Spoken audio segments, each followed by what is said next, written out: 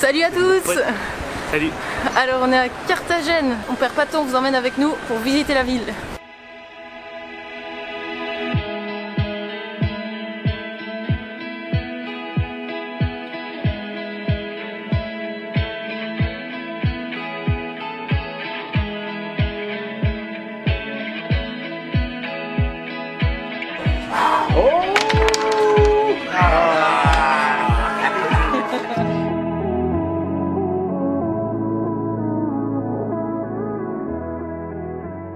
T'en penses quoi cette ville?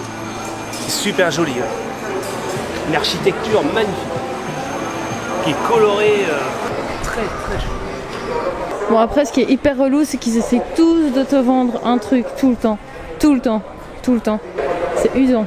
Sur la plage, ils n'arrêtaient pas. Et ici dans la ville, ils n'arrêtent pas aussi de t'attirer pour que tu achètes leurs trucs, pour que tu ailles dans leur resto, dans leur bar. C'est compliqué hein. Je pense que c'est amplifié par le phénomène Covid qui fait qu'il n'y a pas beaucoup de gens et tu vas faire ton chiffre, tu dois vivre, je vais faire d'autant. On va bientôt aller à la campagne. Ouais. Hélène, Ouais. c'est quoi le programme aujourd'hui? Ben on va à Rincon del Mar, on prend le bus. Apparemment à Rincon del Mar, il y a du plancton bioluminescent.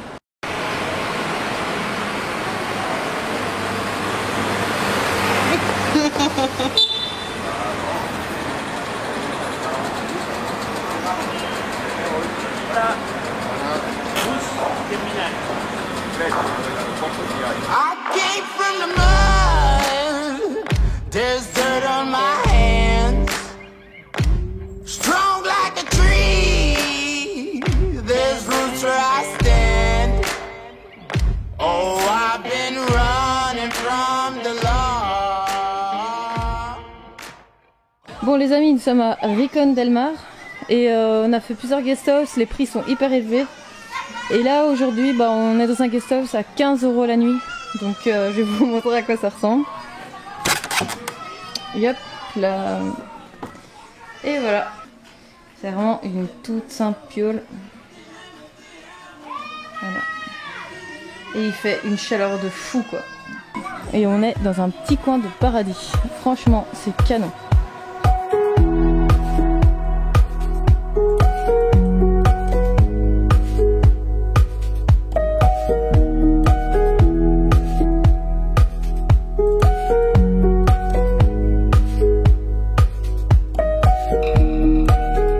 Notre guest house s'appelle Mama Lena, si jamais il y en a qui veulent venir.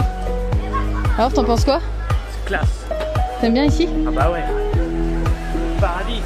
Paradise.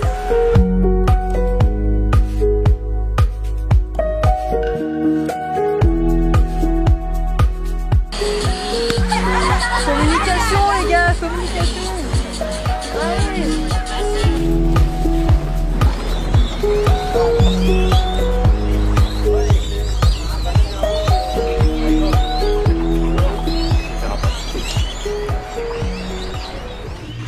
Oh, ça fait 1000 ans que j'ai plus couru. C'est horrible quand t'as plus fait de sport. C'est bizarre, t'as plus envie d'en faire. Moins t'en fais et plus t'en fais moins.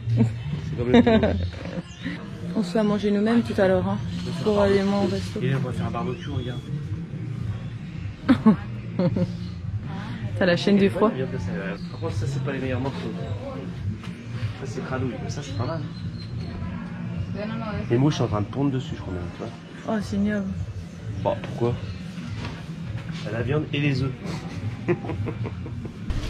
Eh, t'as vu? Classe. Et bah, il est chaud.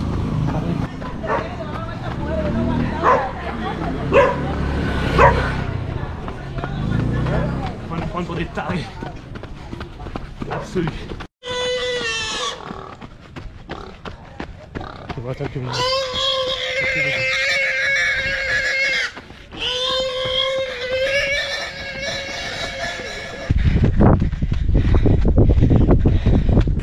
Alors hier on a fait le plancton bioluminescent. Alors c'est pas du tout ce qu'on voit sur les photos. Donc ils nous ont emmenés en bateau à l'endroit où il y avait le plancton. Et c'est avec le mouvement de l'eau que le plancton en fait s'illumine. Et c'est vraiment pas hyper lumineux. Mais en gros, il faut vraiment qu'il fasse hyper noir. Hier, c'était un début de lune. Donc le petit croissant de lune qu'il y avait, c'était déjà trop de lumière. Et quand les nuages sont passés devant la lune, et bien là, on voyait vraiment mieux le plancton luminescent. Mais c'est pas incroyable, c'est chouette à voir. Dès qu'on est dans l'eau, qu'on fait des mouvements de bras, de jambes, on voit une couleur blanche qui apparaît. Près du bateau, quand c'est vraiment hyper noir, on voit vraiment chaque plancton luminescent. Mais voilà, c'est pas le truc extraordinaire quoi. Mais ça vaut le coup de voir au moins ça une fois dans sa vie. Et là donc c'est la première fois que l'on court depuis 2 semaines. Il fait hyper chaud, donc on n'a pas couru parce qu'on était en altitude et chaque montée était violente. Et puis clairement avec l'insécurité, on voulait pas prendre le risque d'aller courir. Mais ici dans les petits villages, il n'y a aucun problème de sécurité. Il y a juste un endroit où il faut pas aller, on nous a dit. Voilà, dès qu'on sait où il faut pas aller, on n'y va pas et voilà quoi. Oh, quand tu t'arrêtes, la chaleur. Putain, le soleil il brûle. C'est vrai qu'Helmut est bien pour ça. Helmut, tu peux t'arrêter là. Ouais. Tu te poses là, tu sors l'appareil photo avec le téléobjectif, tu te cales, bam, les coudes enfoncés et... Tout. C'est pour ça que le drone, ça me saoule parce que d'habitude j'aime bien le sortir et droner à fond. Et là, je dois essayer de droner dans des endroits où il y a plein de gens, où ils veulent te vendre plein de trucs, donc c'est craignos. Là aujourd'hui, donc vu qu'on mange pas ces fruits et légumes, et maintenant on s'achète nos fruits et une petite salade, des œufs. Voilà. On prend les choses en main parce que manger des burgers, des frites, toutes des crasses. Maïs. Ouais, toutes des crasses tout le temps, commence à prendre du poids. Des crasses, c'est quoi ça des crasses, Hélène? Faut traduire, faut sous-titrer. Tu te calmes. On va à Santa Veronica. Sur un spot de kite, voilà. Donc plus qu'à espérer qu'il y ait du vent et que les logs soient pas trop chers. Mais ça nous chatouille un petit peu tous les deux, on aimerait bien faire une petite session. Allez, go!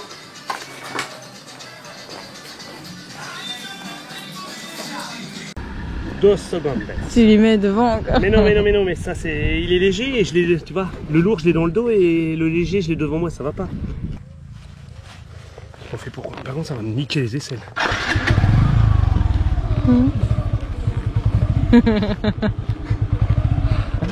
Et là, allez! Et toi tu te balades, prends-le bien. Prends-le bien. À tes pieds, on laisse tes pieds. Ah putain, j'ai mal. Attends, j'ai trop mal aux adducteurs à cause de ça. Allez. Et là je prends. C'est à qui ça? Ah c'est ça va. Et là je fais ça. Ah bah là on peut faire le tour de la tête.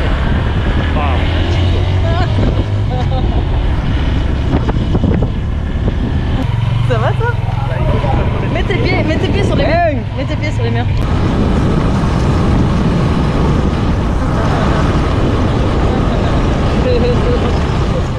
Alors nous sommes au Kitesurf Ocean House, donc c'est une maison d'hôtes. Les proprios sont hyper accueillants, ils sont vraiment aux petits soins pour leurs hôtes. C'est vraiment très très chouette. Au sujet du spot de kite, alors donc ça s'appelle Salina del Rey. Nous on a loué notre matériel chez Marco, qui est un Français qui s'est expatrié ici depuis 10 ans. Donc il a un bar, il a un resto, il a son club de kite. Ce qui est cool avec Marco, c'est que vu qu'il est français, au niveau communication, pour ceux qui savent pas parler espagnol, c'est vachement plus pratique. Et ce qui est chouette aussi avec lui, c'est qu'il est hyper sympa et qu'il loue son matos, mais il assiste quand même. C'est pas genre tu prends ton matos et puis après tu kites et tu te démerdes. C'est genre il est vraiment là quoi. Donc dès qu'on a un problème, il rapplique et il vient en aide quoi. Donc ça c'est vraiment très chouette. On sent que c'est un passionné. Alors au sujet du spot en lui-même, c'est un spot très venteux. Apparemment, si je me souviens bien, il a dit que c'était de décembre à avril environ, qu'il y avait du vent. Il est assez constant. Alors l'eau, elle est pas cristalline, elle est marron parce qu'il y a pas mal de vagues. Alors au sujet des vagues, c'est juste des vagues qui se forment et qui ne terminent pas en rouleau. Donc c'est assez cool pour faire des figures. Alors il n'y a pas de piège sur le spot, donc ça c'est très chouette aussi. Pas de galets, pas de rochers, enfin voilà. Bref, c'est vraiment un chouette spot pour aller kiter. Alors Léne, ce kite.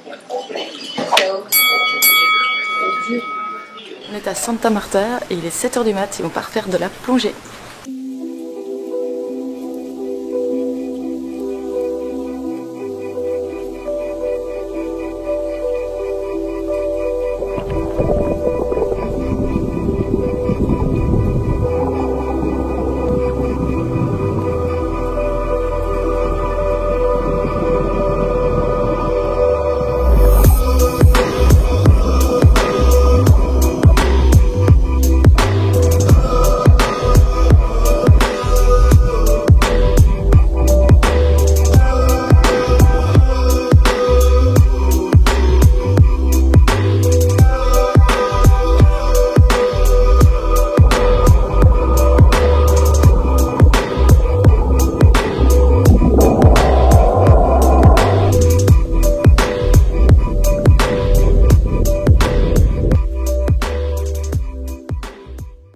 Spécial dédicace pour Jean-Louis, se reconnaîtra.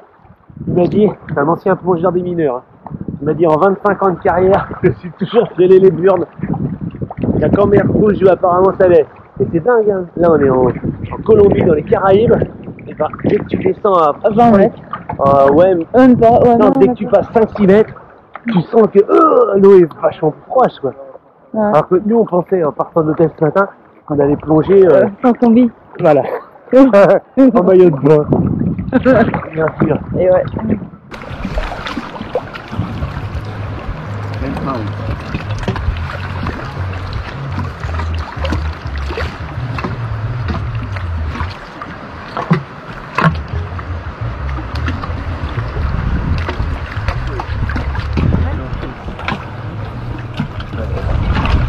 Quel technique.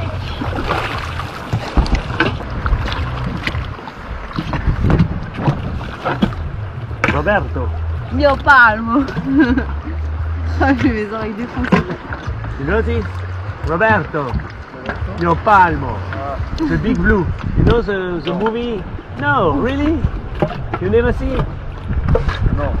It's a beautiful new movie. Roberto? No. C'est pas de la plongée, hein. Big, C'est de l'apnée. Hein. the big blue. Ah, yeah.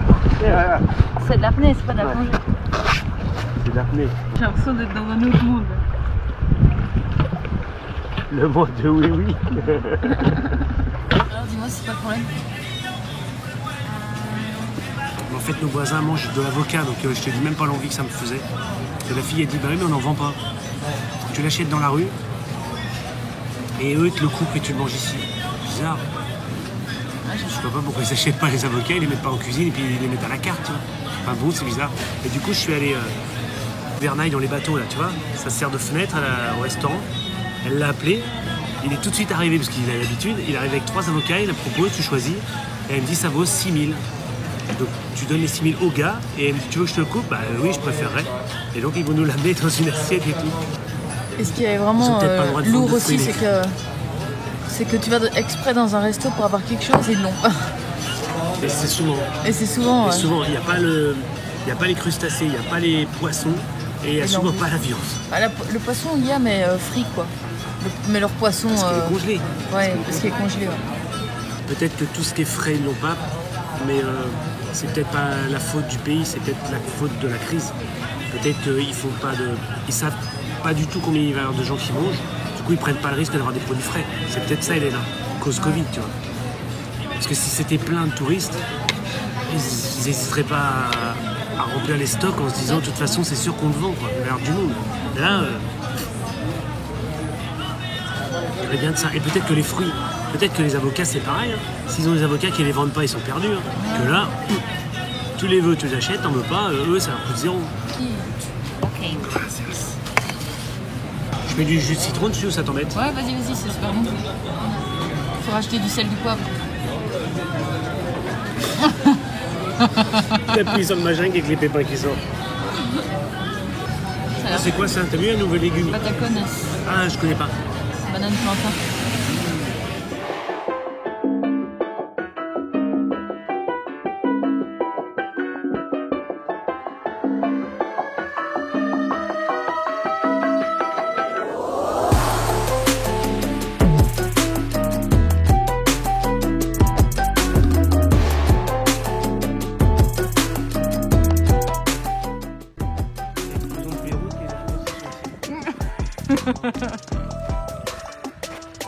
Alors là, ça a l'air compliqué ici. Hein.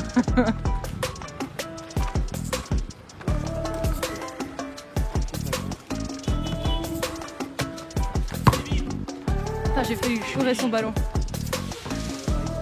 Ouais, j'ai voulu faire un pas en avant pour essayer de lui chourer le ballon. Et je me suis dit, oh putain, je suis trop lourde, j'arrive pas. Comment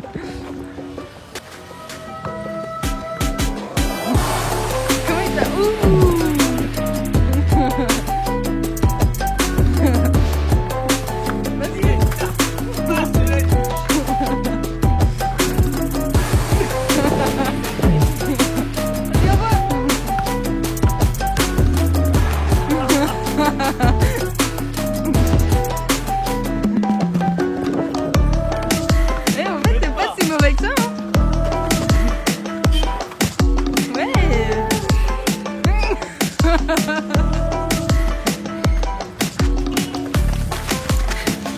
Allez, tu crois que tu vas faire un petit pont? Allez, hop, hop, et non. Gracias. Salut, salut. Ciao, bambino. Io putain, je suis barreau, tu sais.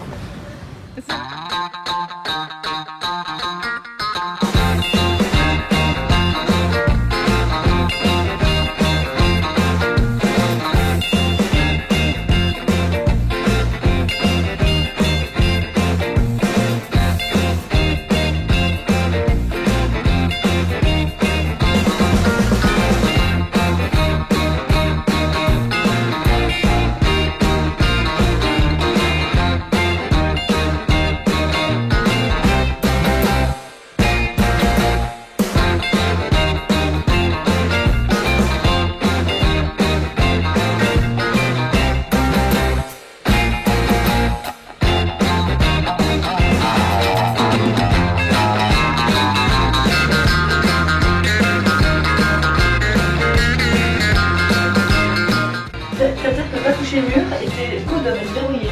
Attendez, vas-y. Oh putain.